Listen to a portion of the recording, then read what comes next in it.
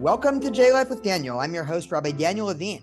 Well, I'm here this morning with Rabbi Erica Asch, who is currently serving as the president of the CCAR, the Central Conference of American Rabbis, alongside running a wonderful congregation in Augusta, Maine.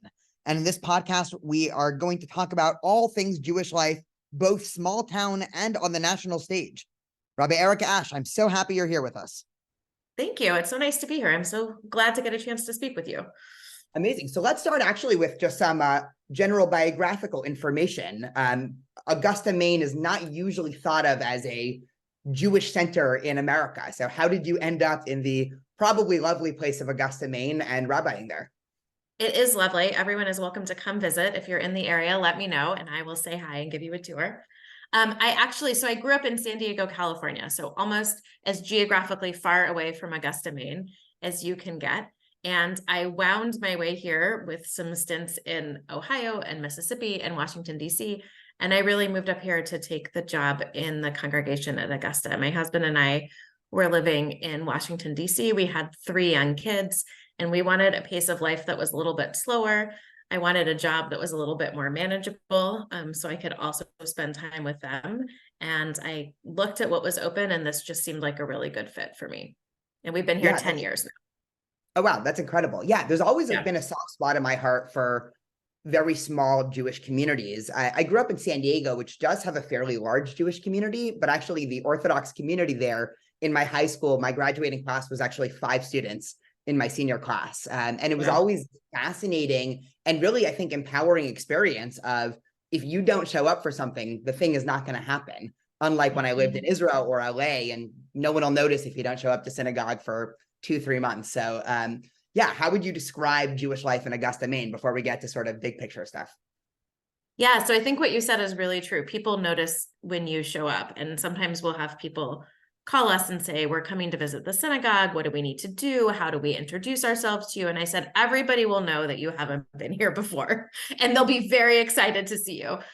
So my congregation is a little over 100 households, and we serve a pretty big geographic area out to the coast and over to the mountains. So people drive quite a ways to come here. And like you said, it's really, people have to roll up their sleeves and help, right? Everybody knows that we need them to come so that we can make a minyan on Shabbat, right? Everybody knows that we need their help so we can cook for Passover, so we can celebrate the holidays.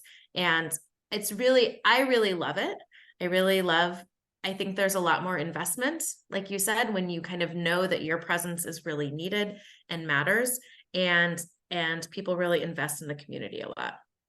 Yeah, I really love what you said about investment. And actually, one of the things that I've been struggling with just personally, but also just, this could maybe take us into big picture American Jewish life, is I think oftentimes the institutions that were built out in the 20th century very much sort of assume that people are anyway going to be showing up to Jewish events, say synagogue and Jewish learning opportunities and Hebrew school and other things like that. And so the institutions were built of, once people are already going to show up, because we know they are, right, what do they want? As opposed to a different framework through some sort of commitment or even a covenant-like relationship with the community of, no, actually, there won't be services on Shabbat morning unless you show up. And I think that change is going to be really pivotal. So I think that leads us great into the next question. As president of the CCAR, can you just give maybe a 20-second intro on what the CCAR is and does for listeners that aren't aware? Yeah, absolutely. So the CCAR stands for the Central Conference of American Rabbis. We are the rabbinic association for Reform rabbis in North America and beyond. And our mission, we just actually redid our mission statement. So it's a little wonky, but I want to tell you what it is and then tell you why I think it's so important. We support and strengthen Reform rabbis so that our members, their communities, and Reform Jewish values thrive. So we're really focused on how can we help our members who then go out to serve the Jewish community? How can we help them be the strongest and best rabbis that they can be? Amazing. And that's really incredible. And what would you say is the current state of, I know this is a very broad question, so we can narrow it down a little bit, but how would you diagnose the state of reform movement in America? What are some of the positives you see, right? This is obviously a time of intense change, I think, for the entire Jewish world, vis-a-vis both what's happening in America and Israel. So how would you, on the annual checkup of the reform movement in America, what would you give it? Yeah, so the reform movement, I'm lucky enough to be the head of one of our legacy institutions, the others being the Union for Reform Judaism and Hebrew Union College Jewish Institute of Religion, our seminary. So the three of us really partnered together to serve the Reform Jewish community in North America and beyond. And I would say that I think, speaking from the rabbinical side, which I know best, I'm really, really pleased and proud of the work that Reform rabbis are doing. The pandemic, I think, was really difficult for everyone, and particularly for rabbis who are really on the front lines in terms of figuring out how do we serve Jewish communities? How do we, I know how to use Zoom now, right? I didn't know how to do that and to run tech. And I think the CCR provided such important support and camaraderie and community to rabbis who were going through that so that we could serve our communities, that I feel like, the state of Reform Judaism is really strong. And I think another thing that's really interesting that we don't think about is that a third of our Reform rabbis are in organizational work of some kind. So often people think of rabbis as just serving in synagogues, but a third of our members are serving in nursing homes, as chaplains, as Hillel rabbis, in organizations, in day schools. So we really have a very diverse rabbinate. And I think that makes our community of rabbis stronger, to have people in all sorts of different work settings, all sorts of different communities that we're interacting with, to come together and really serve the Reform Jewish community, but serve all the Jews who are seeking liberal Judaism, pluralistic Judaism in some way, that we're able to be there and to support Jews who want that type of Judaism in their lives. Yeah, I think you actually predicted the word I was about to use to introduce the next question. You mentioned pluralism, which oftentimes gets thrown around. I mean, I've long identified as a Jewish pluralist. I work for Hillel, which is, of course, a proudly pluralistic organization. Amen. It seemed like there might have been a time, I could imagine, in the mid to late 20th century where pluralism wasn't necessarily a derogatory word when used in explicitly denominational spaces, but it really seems like there's a shift going on where now people that are a part of different movements, I mean, I'm mainly talking outside the Orthodox world when I make this statement, but people outside the Orthodox world now talk almost proudly of pluralism as if it's sort of either a nod, and I'm curious to get your take on this, either a nod to the growing sociological reality that strict denominationalism is sort of on the wane and melting down, or it's a sort of idealistic nod to the fact that, okay, maybe at some time in the 18 and early to mid 1900s, it was important to have a reform and a conservative, and then in the 1920s to 1930s, a reconstructionist, and then in the late 20th century, renewal. But now we're sort of anyway trending towards post-denominational. When you talk pluralism, is that more descriptive or normative? Meaning, are you happy that things are moving that way, or is that mostly just an acknowledgement of the reality of what is becoming of American Jewish life? Yes, I think that's such an interesting question. And obviously I sit in a very particularistic role, right, as supporting Reform rabbis. And I'll say that I think that this is something that Jewish life in Maine has really taught me. We have a fabulous conservative synagogue about half an hour away from us. Rabbi Rachel Isaacs runs that particular synagogue. And I love that there's a strong conservative congregation, because if somebody comes to me and says, I want full Kriya, the full service, Musaf, like that is where my soul is, they are not going to be at home in my community, at least during davening, right? That's really what they want. And if somebody comes to Rabbi Isaacs and says, where are all your nigunim and your spiritual poetry readings and your meditative services, that is also not something that their synagogue does well. That's something we do well. So I think it's really important to have institutions that are within a denomination, right? That have a certain point of view and kind of way that they function in the world. And we also need to work together. So for instance, through the Center for Small Town Jewish Life, the educator at Beth Israel Congregation, the Conservative Synagogue, and I run a statewide Jewish teen program. Right? I don't have enough teens in my synagogue. They don't have enough teens in their synagogue. We want our teens to be able to be together. And that's a place where we can all appreciate that the most important thing is that we're Jewish. And it doesn't really matter so much whether the kid is coming as Reform or conservative or doesn't identify as a denomination. We want to serve the Jewish youth of the state. Yeah, no, that's really incredible. And even just to throw into the mix, this is sort of out of left field, but I remember actually in the early 21st century, so maybe 15 years ago, there was a well-known Orthodox philanthropist. I'm forgetting the name now, but I'm sure listeners could Google this.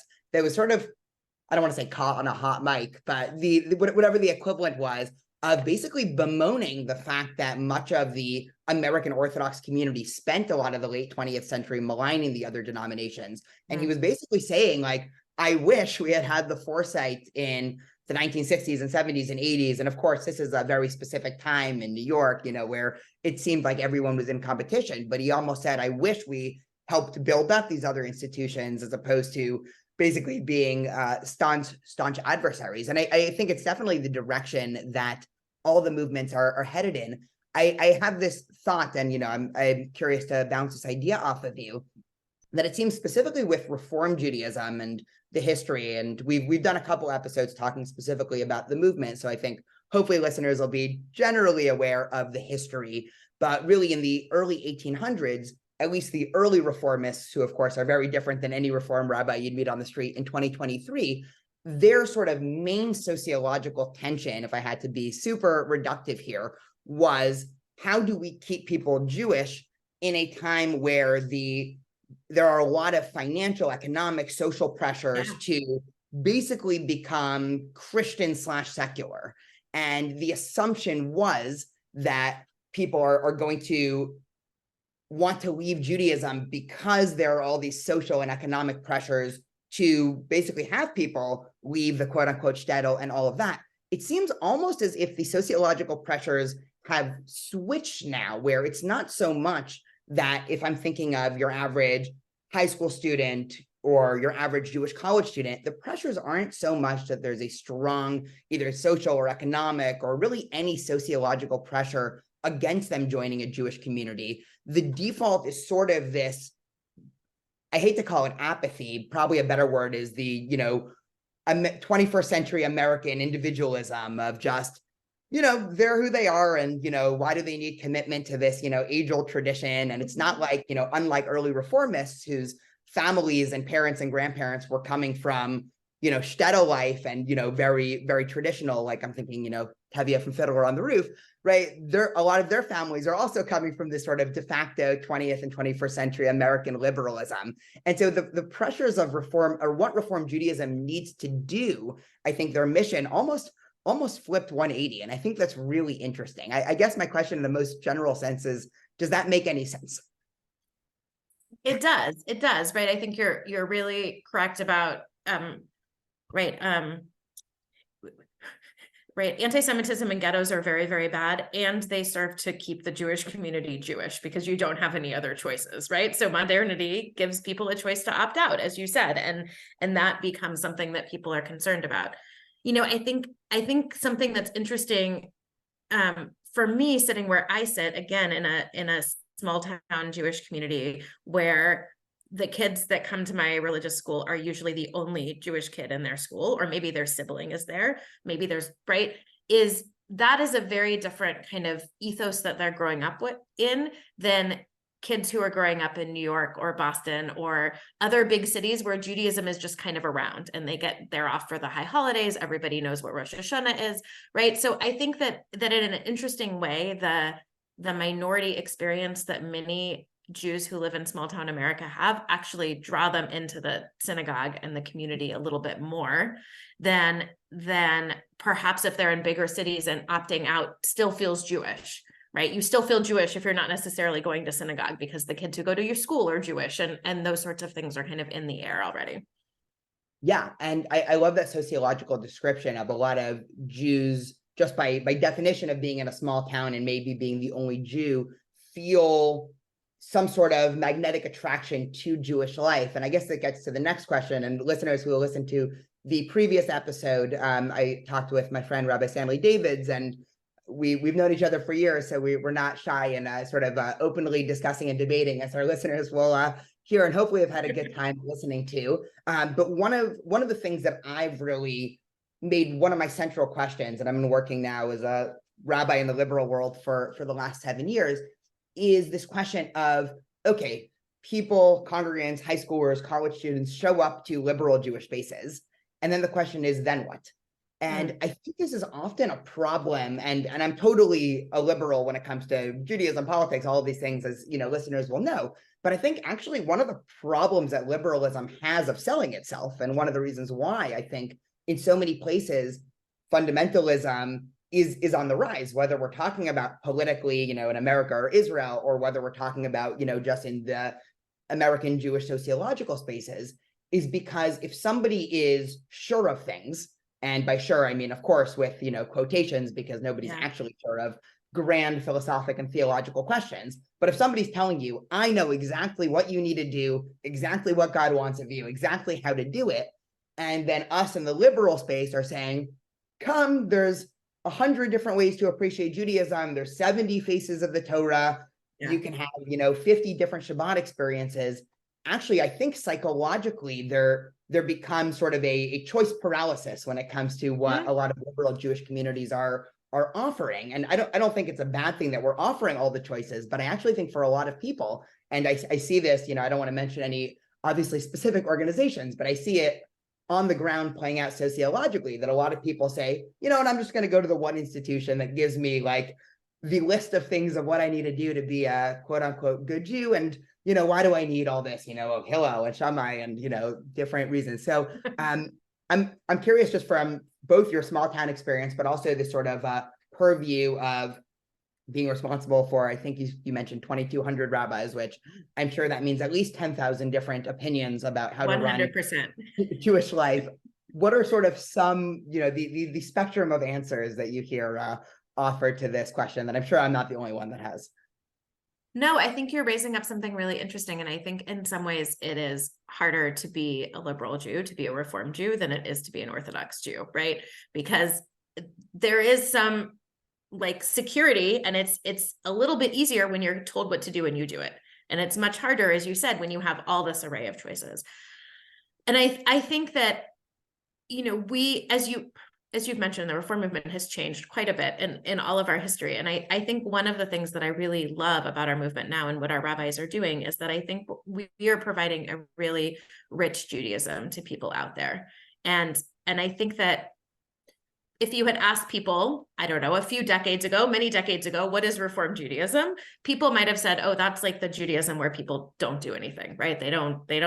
And I think that's completely, first of all, I have issues with that description then, but speaking from now, that is not Reform Judaism at all. I think Reform Judaism and rabbis are providing a really rich and thick Judaism for people with meaningful holiday celebrations, with meaningful Shabbat practice, with really deep study, right? The number I have in my tiny congregation, I think 5 people who are doing Daf Yomi. That's amazing.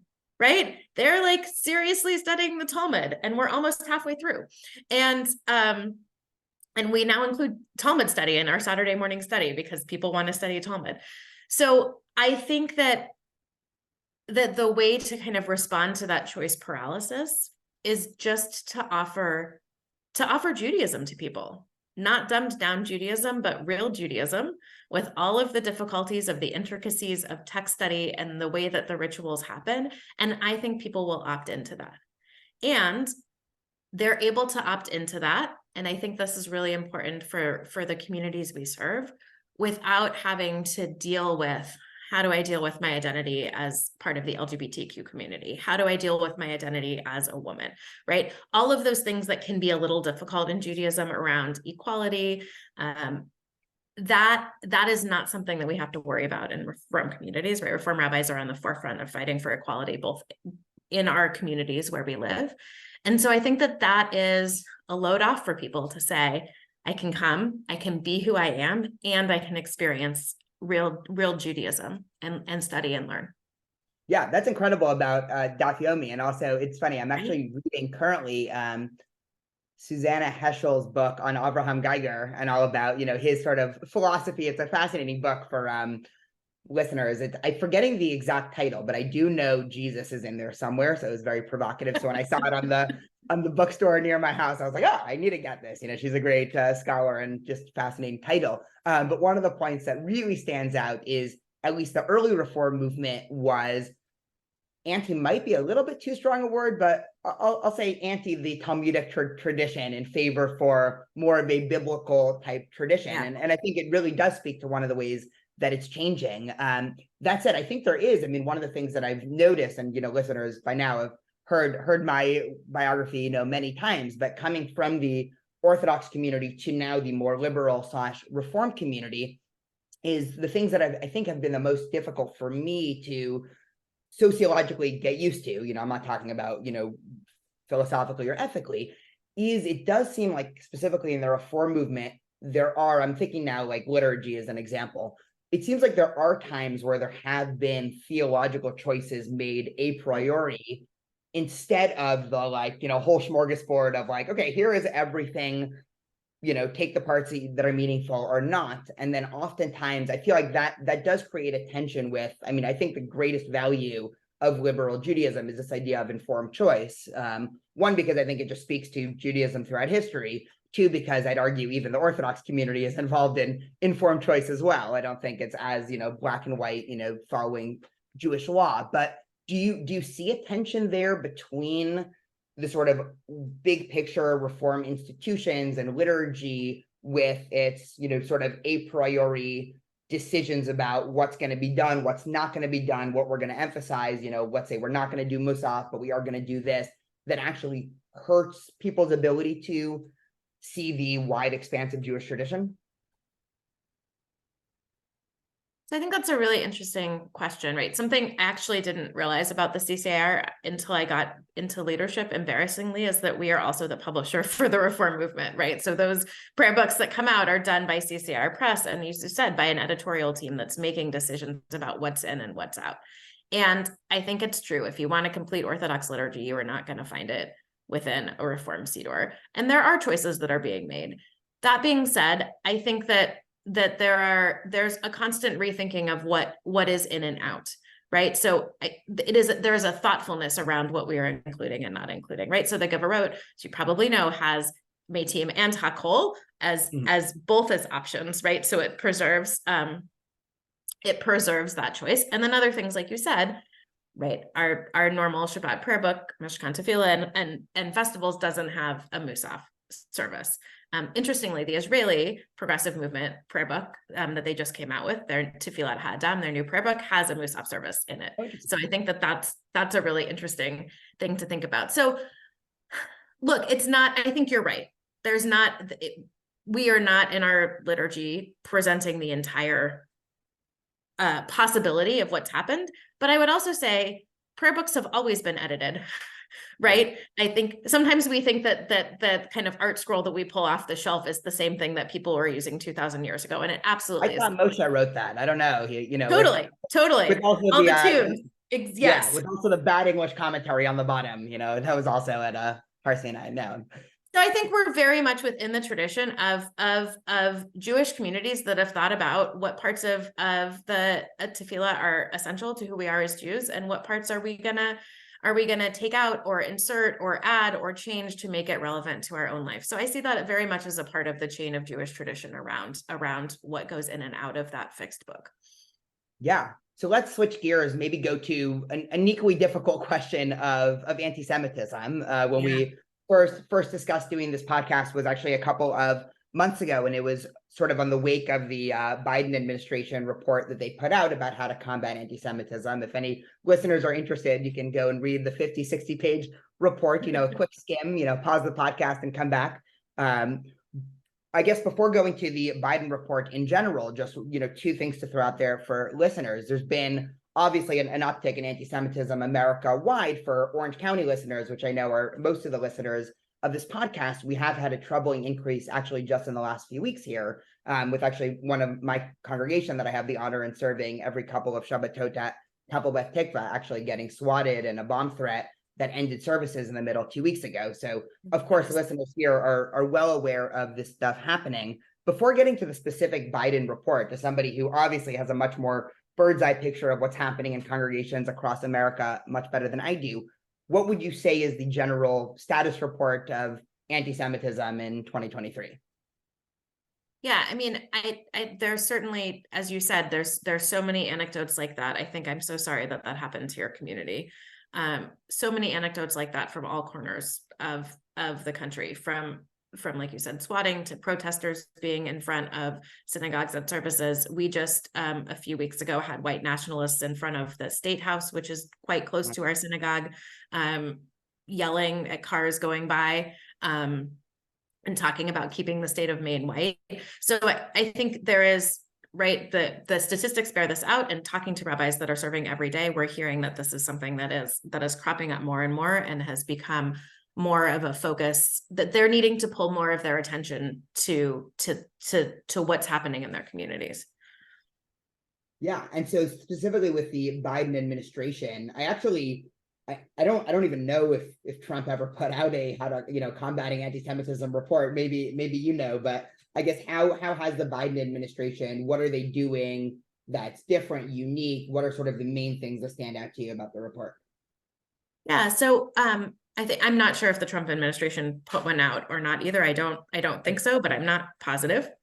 I think So I think there's a few really important things about the report. One is the power of the president and the federal government just calling attention to this as an issue that needs to be addressed is incredibly important. So to have our elected leaders at the highest level say this is something we're going to do, and for President Biden to be able to engage all of the arms of the federal government in this response are amazing. So if you look through the plan, you'll see this is what the Department of Agriculture is doing. This is what the Department of Education is doing, right? Things that you might think Homeland Security would be involved, but you're probably not thinking the Department of Agriculture is a bastion of fighting anti-Semitism. So I think it's really important that it comes from the top that this is something we need to think about, and that all of our federal agencies are thinking about how can the work that we do understand the increase in anti-Semitism, how serious this problem is, and how we can combat it. And I think a big piece of it, the first pillar of this plan is to increase awareness and understanding about anti-Semitism and to broaden the appreciation of American Jewish heritage. So I love that interplay of both having people recognize that this is a problem and it's serious, and saying Judaism is not just a response to anti-Semitism, which I know you also feel very strongly about, right? It's not just about here's how we combat it. It's also things that we can do to appreciate Judaism and the richness of our tradition while also understanding the importance. And then, I think another piece of this that's really important is the piece about improving safety and security for Jewish communities. I'm sure this happened in your synagogue. This is happening in my synagogue. Every synagogue, our security fees are going up, right? Every year we're paying more for police, for cameras, for all of that monitoring. That's an incredible burden on our community, and to be able to think about how the federal government and state and local governments can help us to remain safe and secure in our communities is really important. Yeah, and I think a couple months ago, I spoke with David Bacarsley, who in California is actually involved in a lot of that work. So listeners should definitely go scroll and find there. Not to highlight Trump as a deep thinker, but one of the interesting, I think, differences, at least that I've seen from what you just said, specifically in terms of American Jewish heritage, with I know a lot of what the Trump and the Bibi partnership administration sort of exuded was this idea that American Jewish identity is its own thing, and that American Jews, it's not just we're all in the waiting room of about to move to Israel, which I think sadly, it's certainly not my view, but I think sadly it is much of the Israeli public, certainly Bibi Netanyahu's view, and I think a little bit, for worse, I think was a lot of the Trump administration's view of the only thing you need to do to keep American Jews happy is Israel, and not have to worry about the robust Jewish life in America. I only use that as a segue because it's sort of always the elephant in the room, and I can't imagine at a CCAR conference where you have thousands of Reform rabbis, you get any sort of consensus here, because I'm sure you have the entire spectrum of Israel, from we are, proud anti-Zionists wearing it on our shoulders, all the way to, people that are first in line at the AIPAC conference and everything in the middle. I guess before even talking about anti-Semitism and anti-Israel and how that all fits in, how does the CCAR even, I mean, this is mostly just an administrative question. I mean, how do you do it? It's like such an incredible and impossible task to get anywhere on Israel when you have such diametrically, diversity of views there. Yeah, I think it's a great question. And as you said, we have members who have a wide range of views on Israel. And I'll say the first thing that we do is we partner with our Israeli colleagues, our Maram rabbis. When we make public statements as the CCAR, we're always checking with the rabbis who are in Israel on the ground to say, does this sound right to you? Is this what we should be saying and doing to help you in the struggle that you're facing in Israel? So having those connections is incredibly important, and our support of those colleagues and their support of us. We just revitalized, we have a new Israel cabinet that we just started in partnership with the URJ to think more about how do we talk as Reform rabbis about this very difficult issue. And I think that we have the potential as Reform rabbis to model for our congregations and communities what it is to have difficult conversations where we don't all agree, and we can have those in a way where we listen to and respect the other's opinion. And we've done that at a few conventions where we've really sat down and talked about, what is Israel? What does Israel mean to us? And then the last thing I'll say, and I think that I was lucky enough to get installed in Israel. We go every year to Israel. Our chief executive leads a trip, but our whole convention is in Israel every 7th year. And it was in Israel this February. And so in addition to being able to be there and experience all that Israel has to offer, we were obviously there during the protests, which are ongoing. And to see the work that the Israel Movement for Reform and Progressive Judaism is doing in leading this and saying democracy is a Jewish value is incredibly important. And I think has really united Reform rabbis in this country around an idea that we want to speak out to keep Israel as a democratic state. And I think that that's a place where we agree. And like I said, we want to work with our Israeli partners to help make that happen. Sure. And then on the American side, when it comes to anti-Semitism, I mean, it's such a load, and I don't even like the way I'm about to phrase this question, so I apologize to you, but drawing the line or the Venn diagram or whatever, we want to call it, the anti-Zionism and anti-Semitism, does the CCAR have sort of a central approach there? I mean, there's obviously, of course, going to be the whole spectrum of opinion, but when it comes to American anti-Semitism and, with the Biden report in general, it seems like the Biden administration has, says sometimes, and here are some ways it could be, here are some ways it's not, but is there sort of a one prevalent view, or is it, again, trying to capture the spectrum of opinions? Yeah, I mean, I think, again, we work with our movement partners to kind of figure out where we are on various issues as they come up. And we really want, the Reform Rabbinate is a very big tent. Right? We have rabbis who have all sorts of different opinions about, as you alluded to before, but about what worship should look like and life cycle and their practice around keeping Shabbat and kashrut and all of that, right? And so I think in some ways, Israel and how we talk about Israel is another piece of that diversity that we have as a Reform Rabbinate. Amazing. Well, for our listeners to know, we are recording on a Friday afternoon, which I know is but our time is limited. So I wanted to thank you so much for coming and talking about, what I think are the most important questions in modern American Jewish life. Before we let you go, do you have anything else you'd like to say? Anything I'm missing? Anything else about either your own work in Maine or at CCAR that you would love to tell? Yeah. So first of all, thank you for having me on. This was really fun. I like a chance to think about big ideas and talk about them. And I'll just say I'm so proud to be the president of the Central Conference of American Rabbis. We have amazing Reform rabbis all over our country that are just doing incredible work every day. And it's really an honor and a privilege to serve them and to help them as they lift up Reform Jewish values across this country and really connect people into communities. And I think that's what we're all in it for, to create stronger Jewish communities, to help people connect to their Judaism and to become more Jewish, whatever that looks like for them. So thank you so much for having me on. Amen. Well, thank you again for coming. Thank you.